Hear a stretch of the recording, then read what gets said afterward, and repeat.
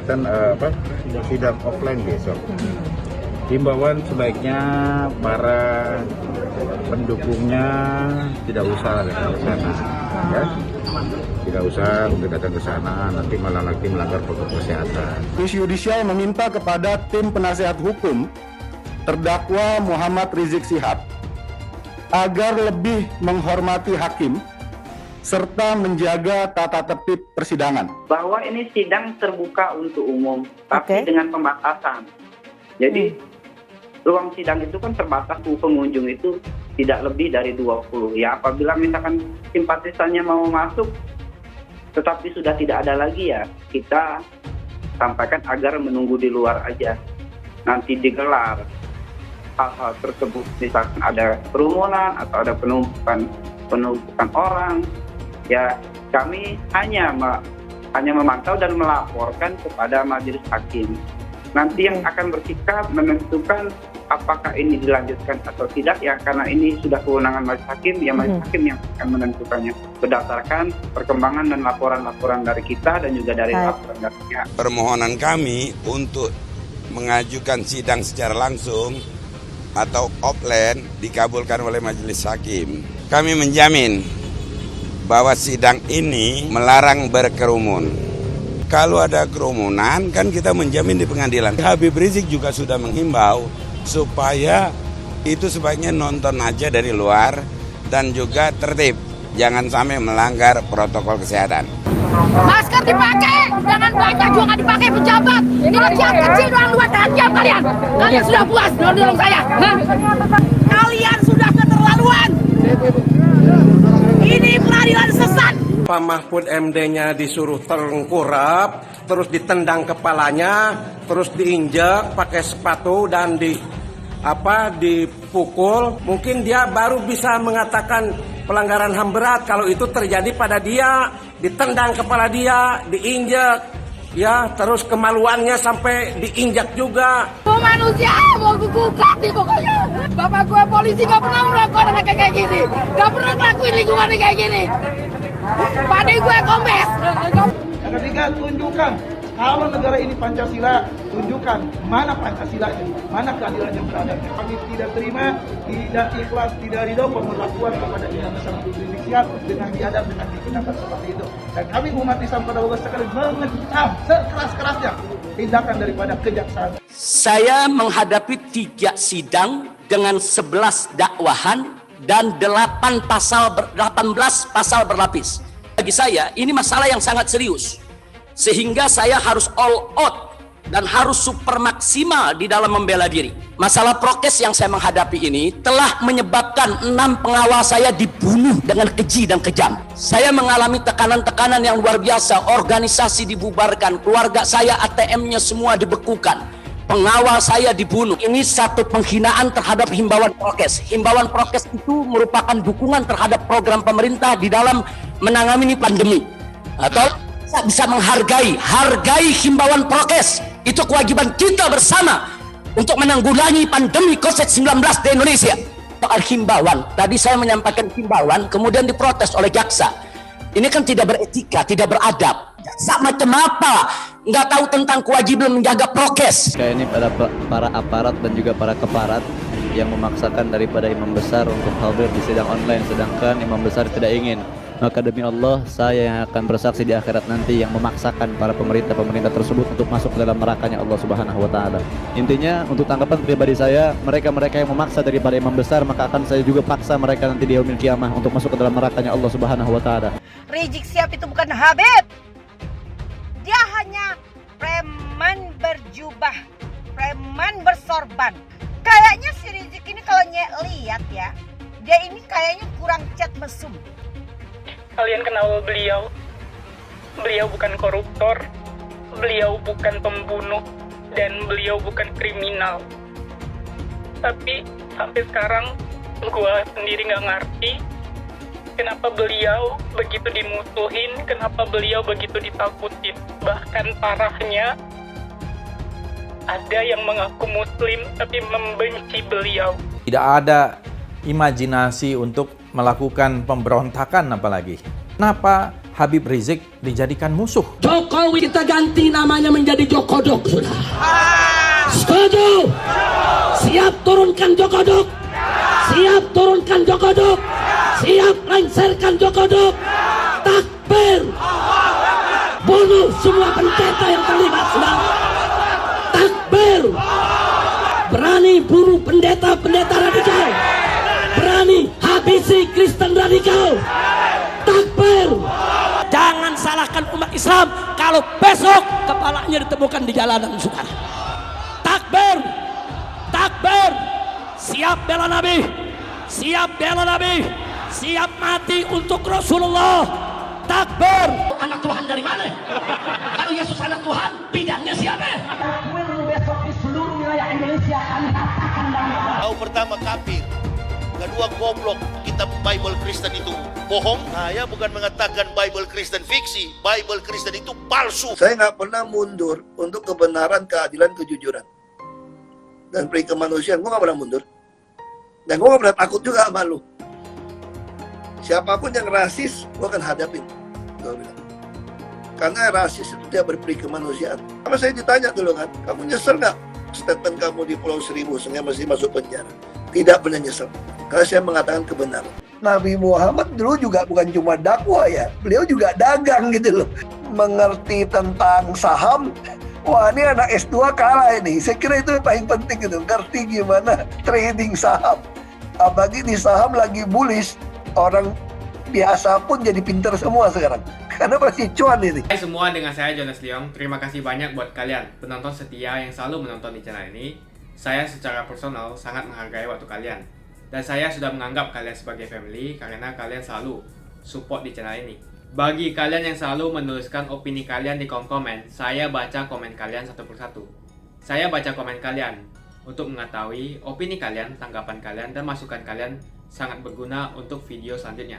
Terima kasih banyak buat kalian yang selalu menekan tombol like di awal video. Video seperti ini membutuhkan waktu dan juga research. Dan ini semua gratis untuk kalian. Jadi pastikan kalian menekan tombol like-nya supaya saya mengetahui kalian menyukai konten yang saya bagikan. Untuk investasi saham, membuka sekuritas, dan kelas trading, silahkan tekan link di kolom deskripsi. Selamat menonton guys, enjoy! Kami mencegah kerumunan dan mengatakan podcast itu juga konten dari Majelis Hakim dan Pengadilan Negeri Jakarta Timur, sehingga itu semua menjadi dasar kami untuk bertindak, ya, mencegah kerumunan, menghimbau, sampai nanti mungkin melakukan swab antigen di pos-pos kesehatan yang sudah disiapkan di dalam maupun di sekitar lokasi Pengadilan Negeri Jakarta Timur. Ketika eskalasi meningkat, tentu pemberlakuan SOP itu akan dilaksanakan, ya, dan itu memang prosedur tetapnya sudah ada. Masih itu meningkat sampai ke rusuh, tentu kita juga akan melakukan tindakan-tindakan yang terukur, yang sesuai dengan aturan, yang dengan tetap mengedepankan edukasi, humanis, dan sebagainya. Adanya kegiatan sidang offline besok. Himbauan sebaiknya para pendukungnya tidak usah datang ke sana, ya. Tidak usah datang ke sana, nanti malah lagi melanggar protokol kesehatan, ya. Mari kita ikuti proses hukum saja. Masih ada yang nekat datang ke sana, tindakan dari kepolisian gimana, Pak? Masa mau diapain? Komisi Yudisial meminta kepada tim penasehat hukum terdakwa Muhammad Rizik Syihab agar lebih menghormati hakim serta menjaga tata tertib persidangan dalam mengikuti setiap proses pemeriksaan di persidangan. Lalu yang ketiga, Komisi Yudisial meminta kepada tim jaksa penuntut umum agar mewujudkan terselenggaranya persidangan yang tertib dan aman dalam menjalankan fungsinya.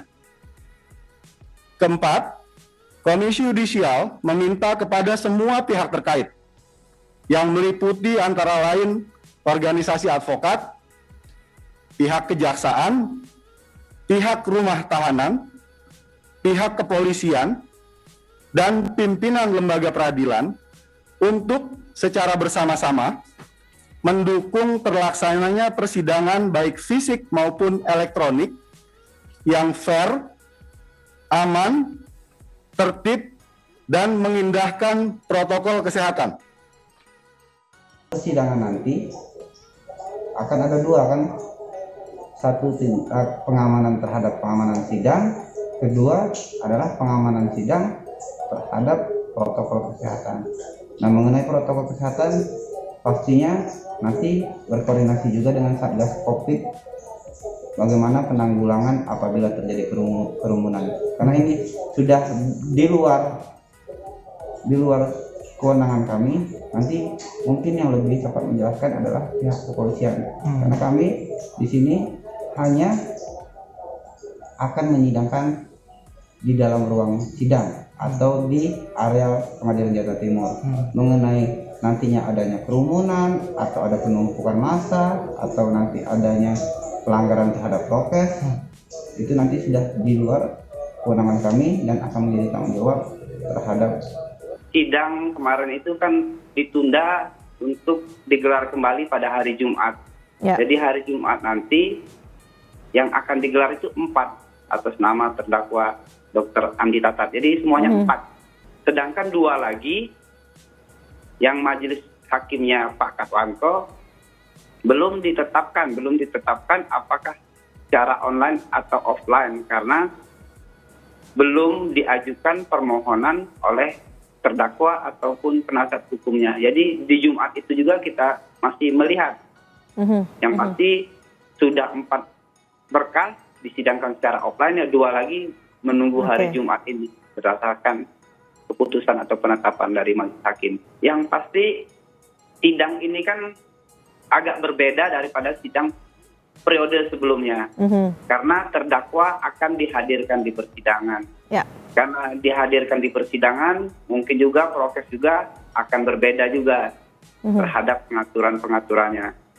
Dan juga karena terdakwa hadir di persidangan, artinya juga kan Pengadilan Negeri Jakarta Timur juga akan menyiapkan ruang tahanan untuk terdakwa atau para terdakwa untuk transit sebelum sidang dimulai. Artinya persiapan-persiapan itu juga akan perlu dikoreksi dan juga akan ditinjau sesuai dengan prokesnya nanti. Akan kita sediakan lah mungkin layar atau TV di depan atau di lobi di Pengadilan Negeri Jakarta Timur ini.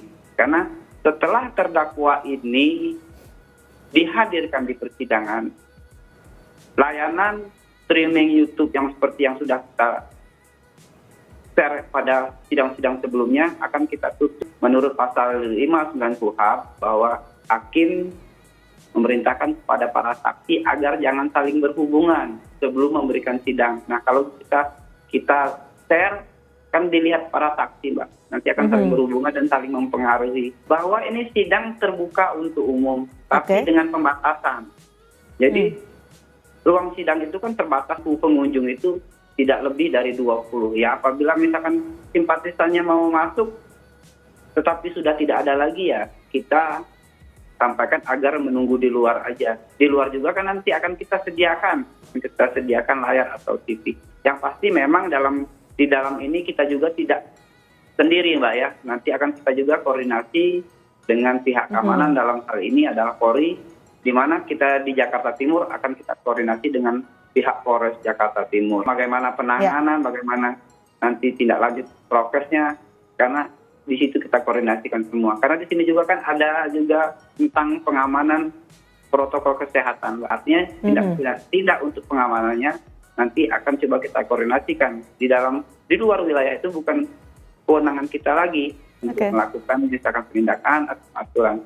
Tapi memang ini ada kaitannya dengan sidang tersebut. Makanya perlunya koordinasi. Bagaimana nanti pengaturannya nanti lebih lanjutnya kita akan sampaikan kepada rekan-rekan media. Baik, jadi betul pada waktu terdakwa atau penasihat hukumnya mengajukan permohonan agar sidang dilakukan secara offline, di dalam permohonan juga dilampirkan bahwa ada surat pernyataan pernyataan dari mereka untuk bersidang ini mereka tertib dan melakukan tindakan-tindakan seperti yang diatur dalam prokes dan juga tidak ada kerumunan. Akan tetapi kalau di dalam persidangan nanti digelar hal-hal tersebut, misalkan ada kerumunan atau ada penumpukan orang, ya kami hanya memantau dan melaporkan kepada majelis hakim.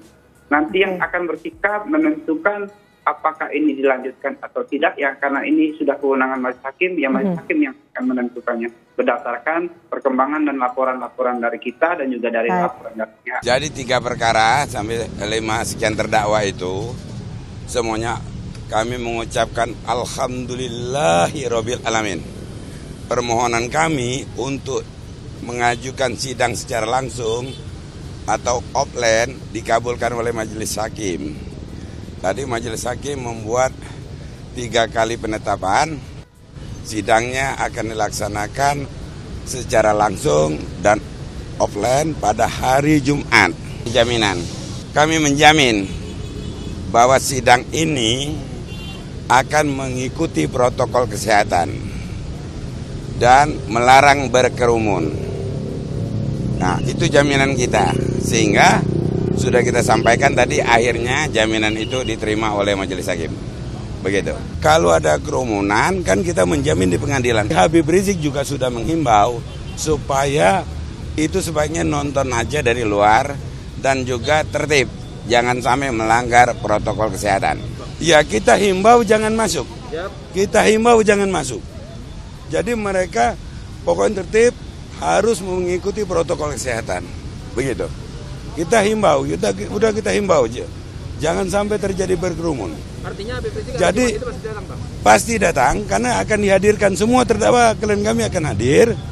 Jadi kesimpulannya, saya juga menghimbau yang disampaikan Habib Rizik agar pendukung Habib Rizik di seluruh Indonesia nonton saja dari rumah, buat layar, bersama-sama nonton, dan hanya kami mohonkan doanya, bukan kedatangannya. Yang kami harapkan hanya doanya dari rumah masing-masing. Itu. Tadi jaminan kita apa? Jaminan kita kata hakim, apabila ternyata terjadi pelanggaran protokol kesehatan, penetapan sidang online akan ditinjau kembali. Itu eksepsi. Ya, eksepsi itu ya itu pribadinya akan menambahkan, saya tidak tahu karena kita tidak hubungan sana. Nah, kalau dari kami memang sudah cukup, dan perkara ini ada perubahan dari perkara PIT B, perkara biasa, menjadi perkara khusus. Jadi PIT-sus, perkara khusus. Perkara khusus itu berarti kembali kepada Dewan Khusus, yaitu Undang-Undang Protokol Kesehatan. Gitu. Kalau dia pidana umum berarti itu PIT B. Kalau PIT-sus berarti pidana khusus. Nah, kalau pidana khusus berarti dominan kasus ini adalah Undang-Undang Protokol Kesehatan tentang kekarantinaan, begitu. Bukan dakwaan, ini nomor perkara, Dinda, bukan dakwaan. Perkaranya tetap, cuman nomor perkaranya jadi PIT-sus, bukan PIDUM. Ya, begitu. Saya pengacara! Keterlaluan kalian! Masih apa ini? Apa ini? Kalian polisi atau siapa? Ha? Nanti kami sudah mengimbau ya. Mewakili siapa kamu? Kita siapa apa ini? Dorong-dorong, kurang ajar. Mana kopes Harvin? Saya nggak suka tadi dorong-dorong. Saya pengacara. Hak saya dilindungi oleh undang-undang. Kalian sudah keterlaluan. Ini peradilan sesat. Pakai masker. Main dorong. Siapa kalian? Mau dorong kemana lagi? Ini rumah saya untuk berjuang. Sudah keluar nunggu lagi.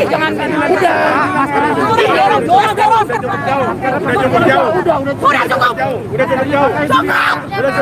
Udah Bu. Terlaluan ibu. Bu. Saya ini kuasa hukum. Udah ini udah keluar. Jangan main dorong, kau dorong aku tadi ya. Wilayah saya, Wak. Saya tuntut lagi ya. Apa-apaan? Sudah cukup, ngapain? Ibu, kenapa Ibu tadi, Bu? Dorong kemana lagi ya? Saya berdiri, apa sih salahnya saya berdiri di depan PR? membela klien kami. Habib ada Muhammad Rizik Syihab bin Hussein Syihab. Gak usah dorong-dorong. Saya kata beliau ini keterlaluan kalian. Kami datang ke sini karena undang-undang. Indonesia mana? Binatang.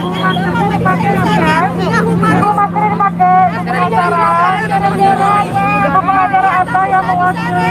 Silakan maskernya dipakai. Caranya. Maskernya dipakai ya, Bu. Bubar, jangan ada kerumunan. Tadi bilang juga boleh ada kerumunan. Sekarang kalian ada kerumunan. Sana sana. Masker dia kerumunan, Pak.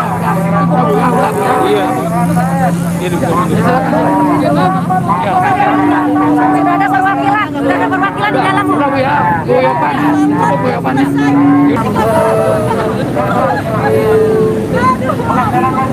Saya Pak Jenderal Gatot, saya akan adukan ke Kapolri. Saya nggak akan terima tetet dengan saya. Saya di Pengadilan Tinggi Negeri Jakarta Timur diperlakukan seperti setan, seperti anjing. Kita setara, Bu, setara. Sama maskernya dipakai, Bu. Sama penegak hukum. Democratic criminal justice system, Bu. Ibu nggak pakai masker yang lebih tinggi, Bu. Ini tuh arogan banget. Dan arogan. Jangan pergi, jangan mau jauh di sini, Bu. Saya mau disuruh kemana pulang, maksudnya. Masker dipakai, jangan banyak juga nggak dipakai pejabat. Ini kecil doang luar tajam kalian. Kalian sudah puas dorong saya. Pak Mahfud MD-nya disuruh terengkurap, terus ditendang kepalanya, terus diinjak pakai sepatu dan dipukul dengan laras senjata laras panjang, kemudian ditembak di dadanya beberapa tembakan. Mungkin dia baru bisa mengatakan pelanggaran HAM berat kalau itu terjadi pada dia, ditendang kepala dia, diinjak, ya, terus kemaluannya sampai diinjak juga, dipukul dengan laras senjata. Mungkin baru Mahfud mengatakan ini pelanggaran HAM berat karena itu dilakukan kepada dirinya, kalau kepada orang lain tidak. Walaupun sampai mati disiksa juga tidak pelanggaran HAM berat karena orang lain. Jadi harus Mahfud MD merasakan dulu. Bukan anjing, gue manusia, mau gue gugat nih pokoknya. Gue dicengkram, didorong kasar dengan gue sakit. Gue gak terima pokoknya Irfan. Keluar semuanya, rapatkan barisan. Sakit tau gue. Bapak gue polisi gak pernah melakukan anak kayak gini. Gak pernah ngelakuin lingkungan kayak gini. Pade gue kombes, gak pernah begini. Kenapa mereka begini semuanya? Gue tuh udah mikir, gue nunggu hukum dia. Mau dipanggil. Kenapa begini Irfan? Gue gak terima.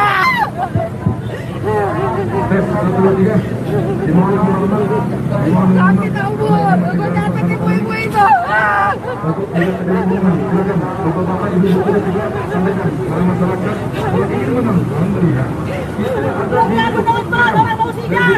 Hai teman-teman, kalian sudah membuka akun untuk melakukan investasi atau trading? Di channel ini saya selalu berusaha untuk merekomendasikan yang terbaik, dan itu membawa kita ke Sekuritas XM. Untuk memulai trading akun real di XM, hanya membutuhkan dana sekecil $5 saja atau Rp70.000. XM sudah ada sejak tahun 2009 dan merupakan sekuritas terbaik untuk trading forex. XM juga dikenal di dunia forex karena spread jual dan beli yang sangat tipis atau terendah jika dibandingkan dengan sekuritas lain. Spread yang rendah menjadi sangat penting ketika kita trading forex, terutama saat kita menggunakan leverage. Dengan XM, kita juga bisa menggunakan MT4 dan juga MT5. XM mempunyai layanan yang baik dan cepat dan juga terregulasi di Indonesia. XM bukan hanya spesialisasi di forex, tapi kita juga bisa trading komoditas dan juga saham. Untuk melakukan registrasi atau membuka akun, step yang pertama adalah membuka link yang sudah saya sediakan di kolom deskripsi. Ketika Anda membuka akun dengan link di kolom deskripsi, maka Anda akan mendapatkan bonus cashback saat Anda membuka akun. Jadi apa yang kalian tunggu? Mendingan kalian cobain sendiri aja deh. Tutorial bisa kalian cek di kolom deskripsi dan kalian harus menggunakan link di kolom deskripsi untuk mendapatkan welcome bonus. Dapatkan $30 sebagai bonus Anda di akun real dan gunakan akun virtual untuk mengenal lebih jauh tentang XM. Atau bisa digunakan untuk latihan. Bukan cuma itu, kalian akan dapatkan kelas trading gratis yang nilainya Rp3 juta jika kalian deposit di bulan ini. Makasih banyak buat kalian yang nggak skip dan nonton video ini sampai habis. Saya secara personal sangat menghargai waktu kalian. Makasih banyak buat kalian yang sudah tekan tombol subscribe, dan makasih banyak buat kalian yang sudah tekan tombol loncengnya. Jangan lupa bagikan informasi ini ke teman atau family Anda. Mungkin teman atau family Anda membutuhkan investasi ini. Oke guys, sekian dulu dari saya. Jangan lupa follow Instagram saya di @johannesleongofficial untuk kata-kata motivasi setiap harinya. Bagi kalian yang termotivasi nonton video ini, ayo like video ini dan subscribe di channel ini. Dan buat kalian yang sudah subscribe di channel ini, jangan lupa tekan tombol loncengnya supaya kalian mendapatkan notifikasi setiap kali saya upload video.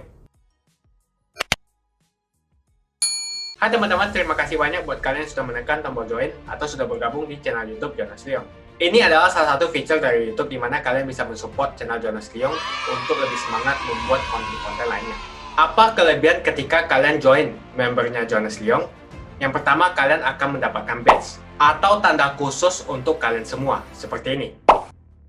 Kita mulai dari new member, 1 bulan, 2 bulan, 6 bulan, 1 tahun, dan juga 2 tahun. Jadi semakin lama kalian berlangganan dengan membershipnya Jonas Leong, maka badge Anda akan berevolusi menjadi lebih bagus dan menjadi lebih baik lagi.